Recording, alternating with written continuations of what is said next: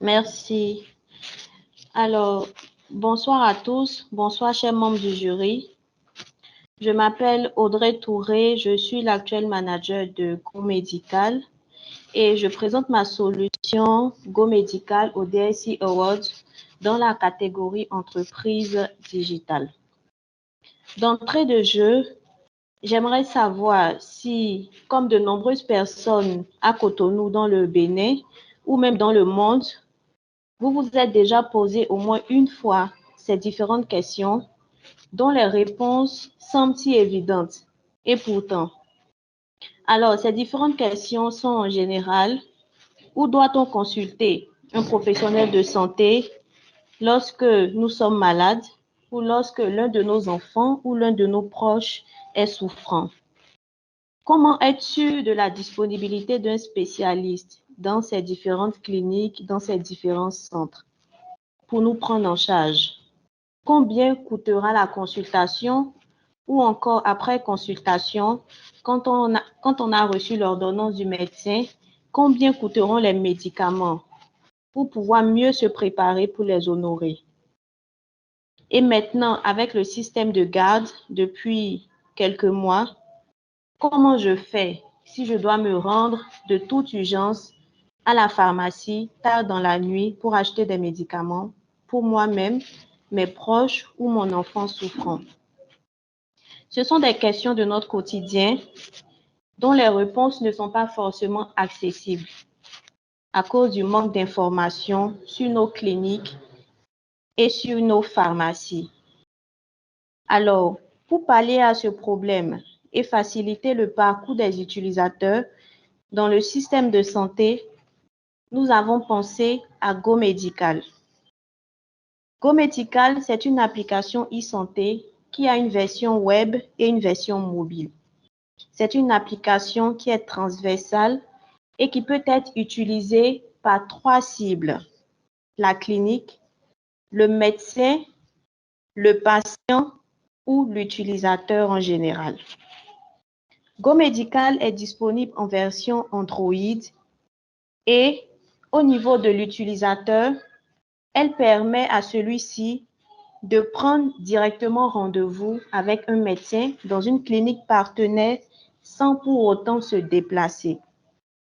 Donc, c'est un énorme gain de temps qui profite à la clinique aussi, parce que la clinique, à son niveau, pourra optimiser la gestion de sa patientèle et renforcer ainsi la satisfaction du patient.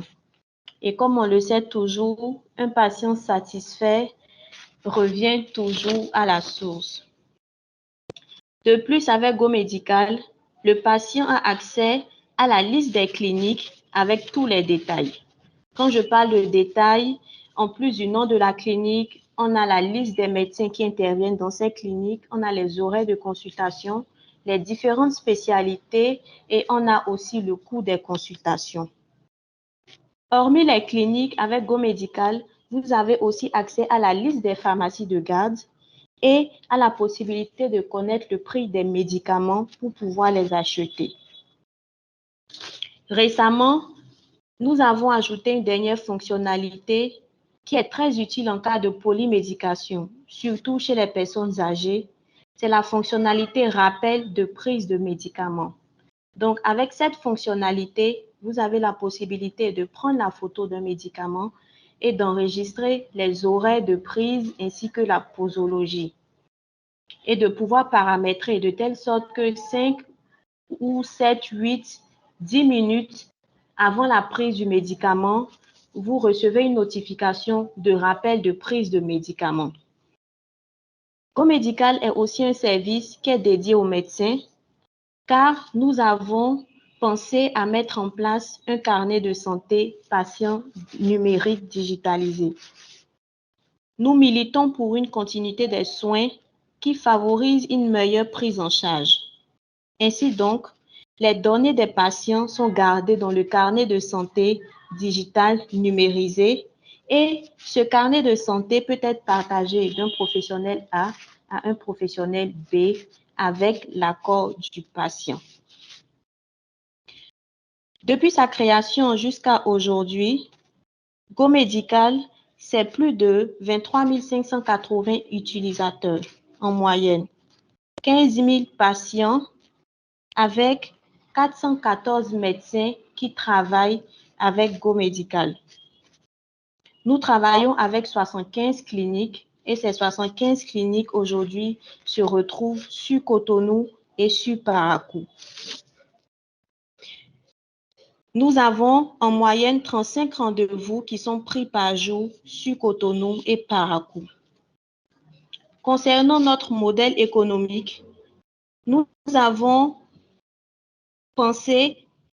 choisi une commission fixe sur la prise de rendez-vous en ligne qui s'élève à 100 francs.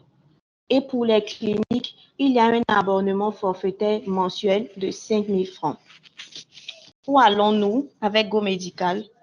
Avec GoMedical, nous envisageons offrir un système informatique complet aux cliniques grâce à la prise en charge des examens à distance, grâce au fait que nous aimerions participer à la gestion financière et comptable ainsi qu'à la gestion des différentes fournitures des cliniques. Nos projections avec GoMedical sont telles que nous travaillons à une augmentation de 2% en moins, au moins du nombre de rendez-vous pris et de plus de 30 cliniques en moyenne chaque année. Ainsi, avec GoMedical, nous avons pensé à une solution modulaire qui est conçue en microservices et qui est utilisée par 3 cibles. Utiliser GoMedical aujourd'hui à Cotonou au Bénin, c'est gagner du temps et s'assurer de la prise en charge adéquate de sa personne, de ses enfants et de ses proches. Alors, je suis à la fin de mon pitch. Je remercie l'assistance de m'avoir écoutée et je reste disponible pour les questions. Merci beaucoup. Madame Touré, merci pour l'effort que vous faites pour développer ce projet assez intéressant.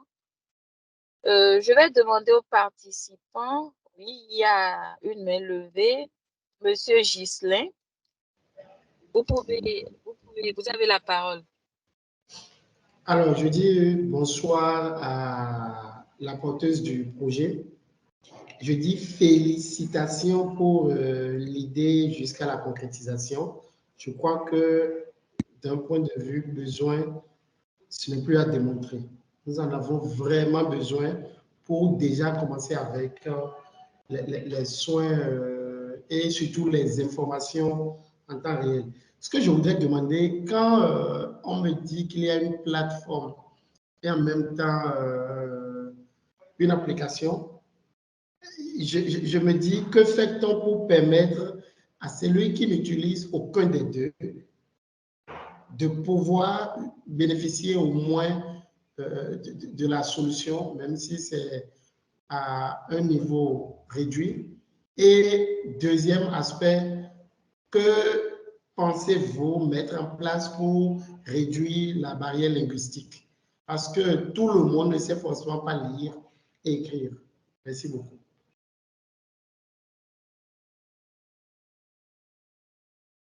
Alors, est-ce que je dois répondre en même temps aux questions? Madame Sarah? Oui, un instant, nous allons prendre la question de Monsieur Abdou. Comme ça, vous allez répondre aux deux en même temps. Monsieur Abdou.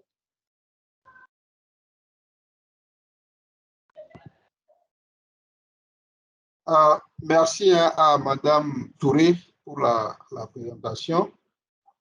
Et j'ai noté dans sa présentation, bon, le projet, je pense qu'il est effectivement très intéressant de mettre en relation le patient et, disons, les acteurs du parcours de soins. Et je pense que pour faciliter justement ce parcours, elle a parlé du carnet, du carnet de soins digitalisé, ce que j'ai pu comprendre, hein, et qui peut être partagé entre professionnels de santé avec l'accord du client. Je voulais savoir de manière concrète comment on fait, parce que là, on manipule des données sensibles. Comment s'assure que les informations qui circulent entre justement ces acteurs de santé-là sont les bonnes informations et appartiennent au bon patient. Parce qu'on manipule les données sensibles et vous imaginez effectivement que vous envoyez un carnet de soins erroné ou peut-être le groupe sanguin de la personne est groupe A et ça met O et que l'autre le prend automatiquement, vous voyez le risque. Qu'est-ce qui est mis ou quelle sécurité vous avez mis en place pour assurer la circulation aisée en fait des informations professionnelles de santé?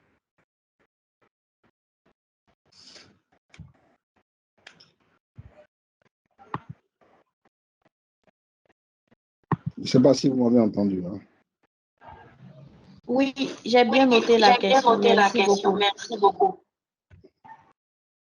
Madame Sarah, je peux y aller?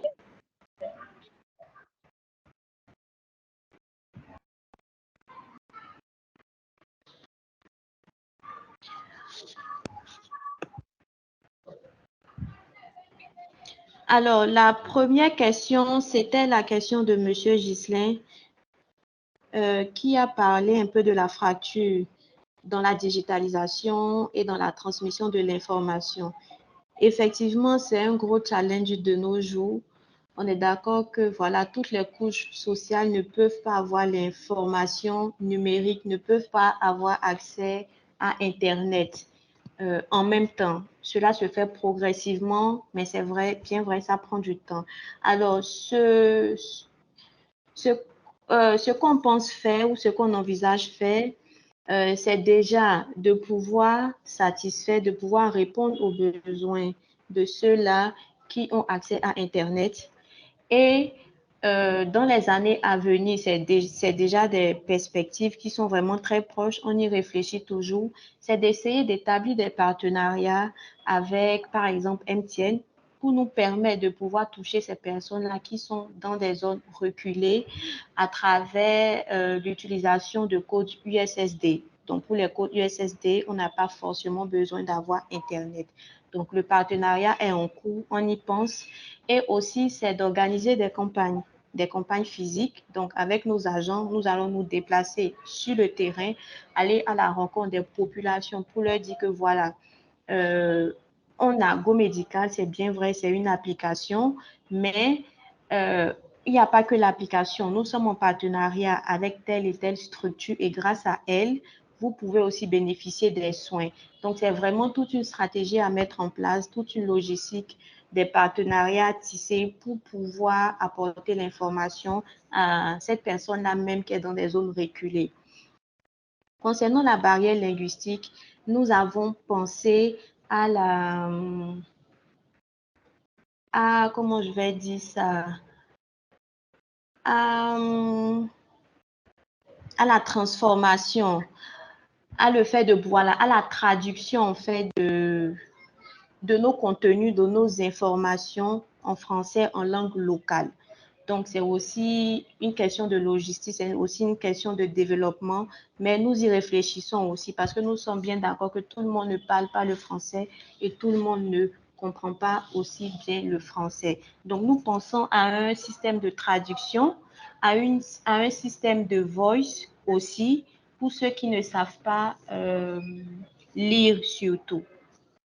Concernant la question, Monsieur Ghislain, j'espère que j'ai pu répondre à votre question.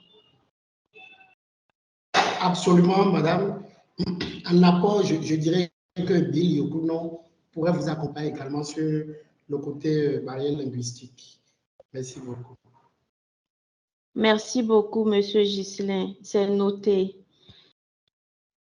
Les questions de Monsieur Abdou se rapportaient à comment ça se passe concrètement avec le carnet de santé et concernant aussi la confidentialité des données. Est-ce qu'on est sûr que ces données de santé qui sont recueillies sont bien conservées et sont protégées?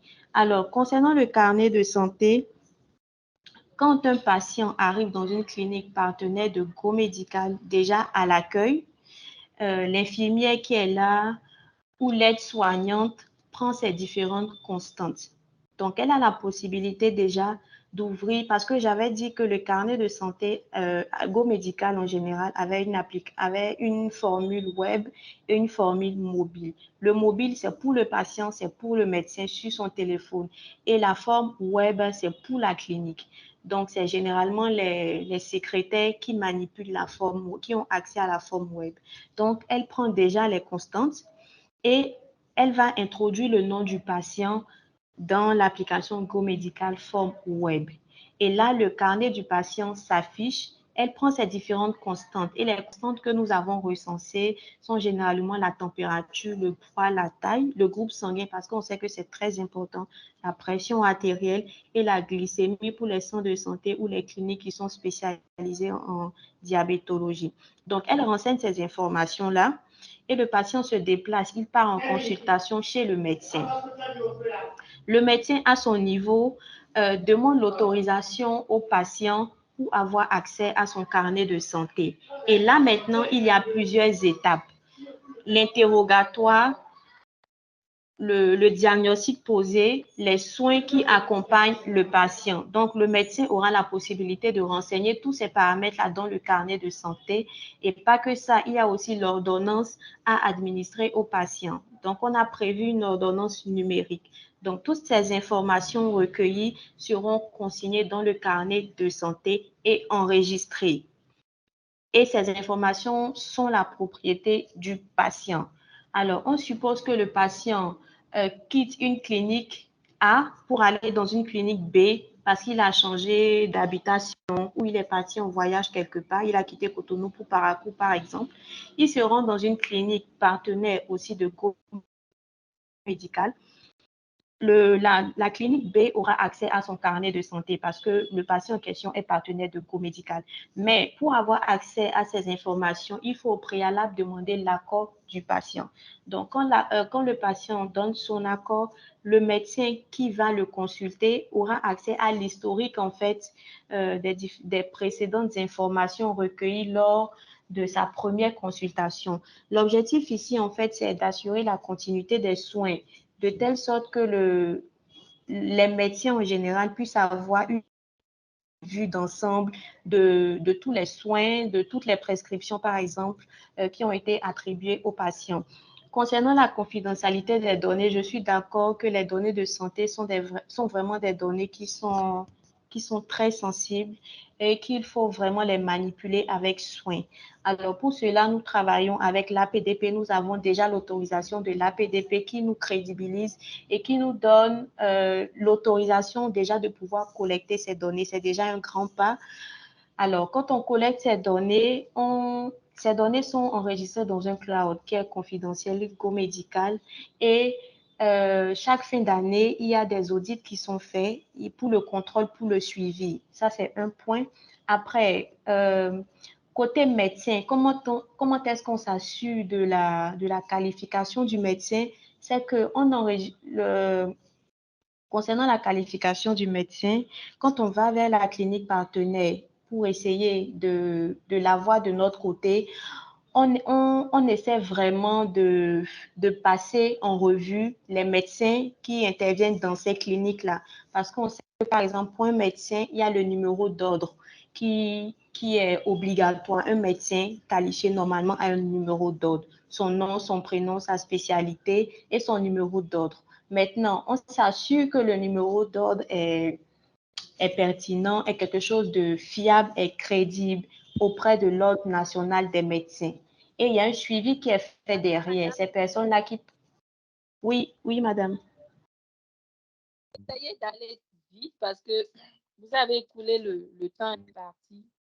D'accord, merci. Donc, oui, donc je finirai en disant en fait qu'on part aussi vers l'ordre des médecins pour s'assurer que ce numéro d'ordre est bien vrai et est bien enregistré. Voilà. Merci beaucoup, monsieur Abdou. Merci beaucoup, Madame Touré, et je vous souhaite beaucoup de chance pour votre projet.